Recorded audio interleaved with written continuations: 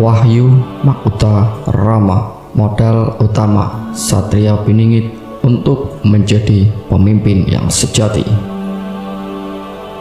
Kita akan kembali membahas tentang kepemimpinan yang sejati, dan kali ini fokusnya adalah apa yang terdapat dalam Wahyu Makutha Rama, satu bagian utama yang harus dimiliki oleh seseorang sebelum ia pantas menerima amanah sebagai pemimpin. Dengannya akan terciptalah kedamaian dan kemakmuran. Tanpanya bisa menimbulkan kekacauan dan kesengsaraan. Adapun mengenai prinsip yang akan dijabarkan ini terhimpun dari petunjuk ilahi dan pemahaman para leluhur kita dahulu, ditambah lagi dengan perenungan diri sendiri di masa kini, di mana seharusnya kita bisa memahami peran dan posisi diri kita yang sebenarnya di dunia ini. Untuk mempersingkat waktu, mari kita ikuti uraian sebagai berikut. Yang pertama, hakikat dari Wahyu Makutha Rama.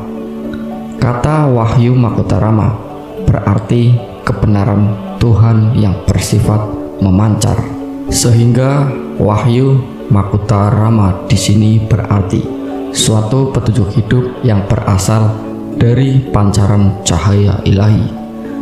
Dan karena sumbernya langsung dari Tuhan, maka seseorang akan terbimbing dalam setiap tindakannya. Seumpama air adalah sumber dari kehidupan, maka air yang mengalir dari sumber itu adalah pancarannya. Lalu makna dari Wahyu Makutha Rama ini adalah pelajaran hidup agar kita pun sadar bahwa tujuan dan kewajiban manusia di dunia ini yaitu bisa mencerminkan atau memancarkan sifat Tuhannya. Semakin banyak seseorang bisa mencerminkan sifat Tuhannya, kebaikan, ikhlas, cinta, persaudaraan, dan lain-lain di dalam hidupnya, maka akan semakin kaya pula dirinya dalam mendapatkan berkah dan kasih sayang dari Tuhan, sehingga apapun tindakannya akan berujung pada kebaikan dan kemuliaan yang tidak untuk dirinya sendiri, melainkan juga mereka yang ada di sekitarnya.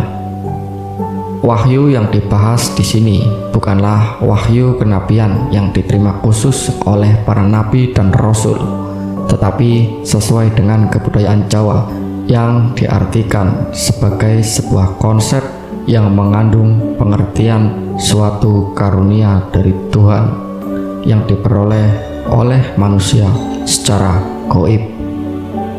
Wahyu juga tidak dapat dicari, tetapi hanya diberi oleh Tuhan kepada seseorang yang pantas. Sedangkan manusia hanya dapat melakukan upaya dengan menekuni mesu raga dan mesu jiwa dengan jalan terkait, puasa, bersemedi, bertapa brata, dan berbagai jalan lain yang berkonotasi melakukan olah batin.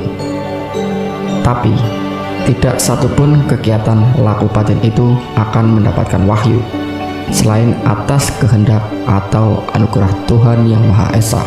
Sedangkan kata wahyu menurut Kamus Purwadaminta mempunyai pengertian suatu petunjuk Tuhan atau ajaran Tuhan yang perwujudannya bisa dalam bentuk mimpi, ilham, dan lain sebagainya.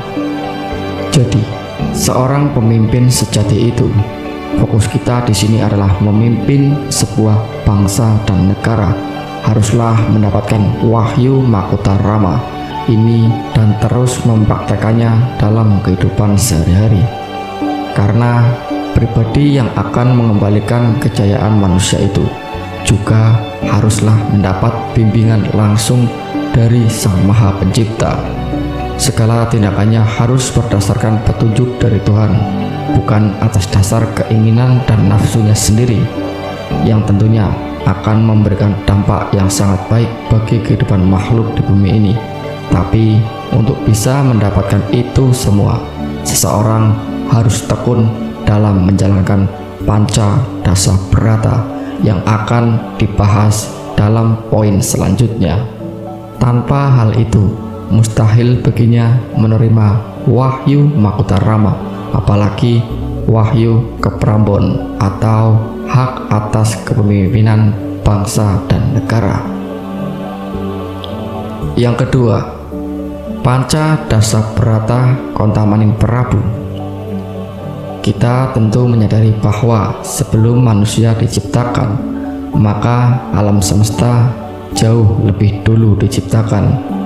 Karena itu, pada dasarnya alam itu adalah saudara tua bagi manusia, dan sebagai seorang adik, maka tak ada salahnya jika manusia itu mau meniru sifat-sifat yang dimiliki oleh kakaknya yang terkandung di dalam alam semesta itu.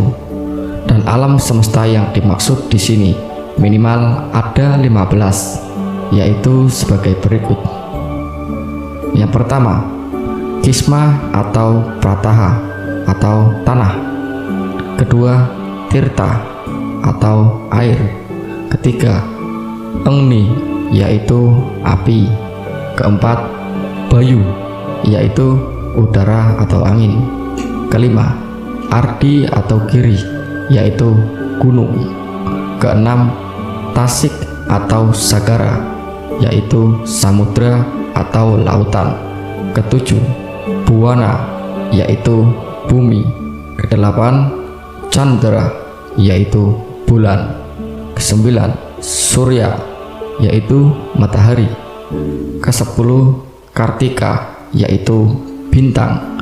Kesebelas, Hima atau Mega yaitu awan. Kedua-belas, Bajra yaitu halilintar. Ke-13, Upala atau Watu yaitu batu. 15, Wit atau tanam yaitu tumbuhan. Dan yang terakhir, Pasu atau Satwa yaitu hewan. Ke-15 sifat yang telah saya sebutkan adalah apa yang disebut dengan Panca Dasa Brata Kontamaning Prabu, atau yang berarti 15 keilmuan dan laku tirakat kehidupan yang harus diterapkan oleh seorang pemimpin selama hidupnya, atau lebih mudahnya adalah 15 ilmu kepemimpinan yang harus dimiliki oleh seorang pemimpin. Ini merupakan sebagian dari hakikat wahyu Makutha Rama yang sesungguhnya, yang harus dimiliki oleh seorang pemimpin sejati. Tanpa hal ini, maka seseorang takkan bisa menerima wahyu keprambon yang sejati, yang bisa menjadikan bukti kelayakannya sebagai seorang pemimpin besar. Dan begitulah Tuhan sudah mengingatkan agar manusia itu mau berpikir dan merenungi hakikat alam semesta ini.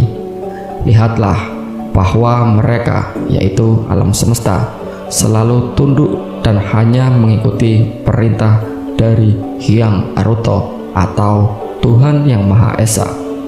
Apapun yang mereka lakukan senantiasa akan selaras dengan kehendaknya saja. Mereka pun patuh dan mengikuti apa saja yang telah Tuhan tetapkan baginya, tanpa berubah dan tanpa pernah protes, apalagi melawan, sehingga tiada alasan untuk mengabaikan alam semesta dan semua sifat-sifatnya itu.